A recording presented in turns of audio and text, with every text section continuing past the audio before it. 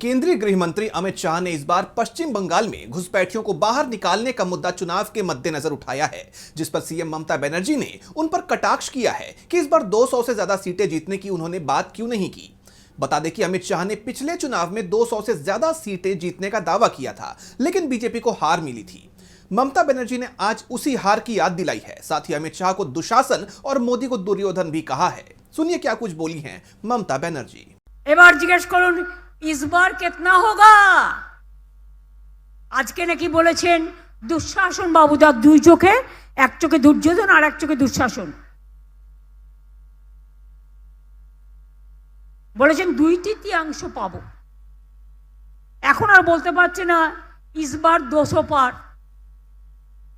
এবার বলতে হবে এবার তুমি দেশ থেকে বার।